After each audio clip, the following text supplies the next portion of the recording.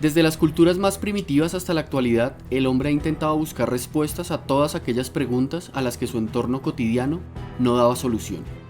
Así, la muerte, el amor, la belleza, el odio, las guerras y más aparecen reflejadas en los mitos y leyendas de no importa qué parte del mundo. Una mitología en particular ha tenido mucha influencia en Occidente. Por esto hoy veremos mitología griega, el origen de los dioses.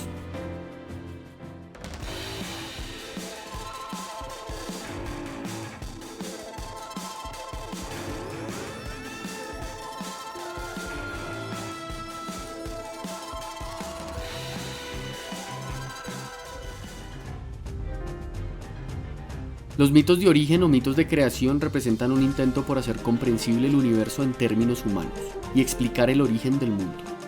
La versión más ampliamente aceptada en la época griega antigua, si bien un relato filosófico del comienzo de las cosas, es la recogida por Hesíodo en su Teogonía. Empieza con el caos, un profundo vacío. De este emergió Gea, la tierra, y algunos otros seres divinos primordiales. Eros, que representa el amor, el abismo o tártaro, y el Erebo, la oscuridad. Sin ayuda masculina, Gea dio a luz a Urano, el cielo, que entonces la fertilizó.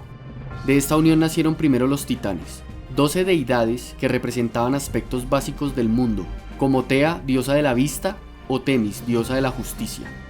Tras esto, Gea y Urano decretaron que no nacerían más titanes, de forma que siguieron los cíclopes de un solo ojo y los hecatónquiros, gigantes de 100 brazos y 50 caras.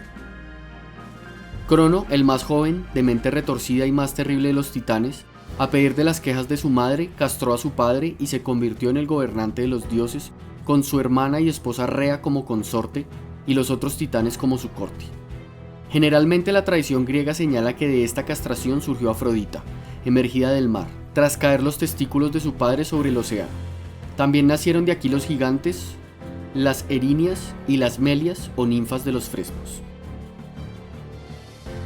El tema de conflicto padre-hijo se repitió cuando Crono se enfrentó con su hijo Zeus. Tras haber traicionado a su padre, Crono temía que su descendencia hiciera lo mismo, por lo que cada vez que Rea daba a luz un hijo, él lo secuestraba y se lo tragaba. Rea lo odiaba y lo engañó escondiendo a Zeus, el último de sus hijos, y envolviendo una piedra en pañales que Crono se tragó. Rea crió a Zeus en el monte Ida de Creta, siendo alimentado por una cabra. Cuando Zeus creció, dio a su padre un veneno que lo obligó a vomitar a sus hermanos y a la piedra, que había permanecido en el estómago de Crono todo el tiempo. Zeus luchó contra su padre Cronos por el trono de la tierra, por lo que se desató una guerra de dioses contra titanes. Junto a sus hermanos Poseidón y Hades e hijos, con la ayuda de los cíclopes a quienes liberó del Tártaro, los cuales otorgaron a cada hermano un arma, Zeus y sus hermanos lograron la victoria, condenando a Crono y a los titanes a prisión en el Tártaro, en el centro de la tierra. De esta manera se aseguraron el control sobre la tierra, que quedó dividido en 3 reinos. La Trinidad consistía en el cielo para Zeus, el océano para Poseidón y el inframundo para Hades, quien custodia que los titanes no salgan del Tártaro. Zeus sufrió la misma preocupación y después de que fuera profetizado que su primera esposa Metis daría a luz un dios más grande que él, se la tragó. Sin embargo, Metis ya estaba encinta de Atenea y esta brotó de la cabeza del dios, adulta y vestida para la guerra. Este renacimiento de Atenea fue usado como excusa para explicar por qué no fue derrocado por la siguiente generación de dioses, al tiempo que explica su presencia. Es probable que los cambios culturales ya en progreso absorbieran el arraigo culto local de Atenea en Atenas, dentro del cambiante panteón olímpico, sin conflicto, porque no podía ser derrocado, dado que tanto él como sus hermanos e hijos lucharon en conjunto. Según la mitología clásica, tras el derrocamiento de los titanes, el nuevo panteón de dioses y diosas fue confirmado. Entre los principales dioses griegos estaban los olímpicos, residiendo sobre el Olimpo bajo la égida de Zeus. Entre los más importantes, además de la Trinidad y la patrona de Atenas, estaban Apolo, Artemisa, Afrodita, Ares, Dionisio, Hestia, Hermes, Hefesto y Hera. Cuando se aludía a estos dioses en la poesía, la oración o los cultos se hacía mediante una combinación de su nombre y epítetos, que los identificaban por estas distinciones del resto de sus propias manifestaciones. Alternativamente, el epíteto puede identificar un aspecto particular o local de un dios. La mayoría de los dioses están relacionados con aspectos humanos y específicos de la vida. Por ejemplo, Afrodita era la diosa del amor y la belleza, mientras Ares era el dios de la guerra. Hades el de los muertos y Atenea la diosa de la sabiduría y la estrategia. Algunas deidades como Apolo, dios de la música, y Dionisio, dios del vino, revelaban personalidades más complejas y funciones varias, mientras Hestia significaba literalmente hogar. Aparte de estos, los griegos adoraban a diversos dioses, considerados secundarios. Las musas de Apolo, vinculadas con el conocimiento y las bellas artes, el semidios rústico Pan, las ninfas, náyades que moraban en las fuentes, dríades en los árboles y nereidas en el mar, oceánidas, sátiros y otros.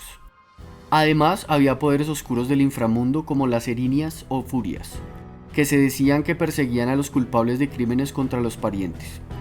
Para honrar el antiguo panteón griego, los poetas compusieron los himnos homéricos, un conjunto de 33 canciones, los más extensos himnos homéricos como simples preludios comparados con la teogonía, cada uno de los cuales invocaba a un dios.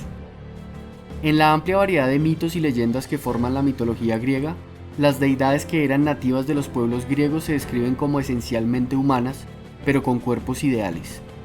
La característica definitoria del antropomorfismo griego es que los dioses griegos son personas, no abstracciones, ideas o conceptos. Con independencia de sus formas esenciales, los antiguos dioses griegos tienen muchas habilidades fantásticas, siendo las más importantes ser inmunes a las enfermedades y poder resultar heridos solo bajo circunstancias altamente inusuales. Los griegos consideraban la inmortalidad como característica distintiva de los dioses, inmortalidad que, al igual que su eterna juventud, era asegurada mediante el constante uso de néctar y ambrosía, que renovaba la sangre divina en sus venas. Cada dios desciende de su propia genealogía, persigue intereses diferentes, tiene una cierta área de su especialidad y está guiado por una personalidad única. Sin embargo, estas descripciones emanan de una multitud de variantes locales arcaicas que no siempre coinciden entre ellas. Los templos más impresionantes tendían a estar dedicados a un número limitado de dioses, que fueron el centro de grandes cultos panhelénicos.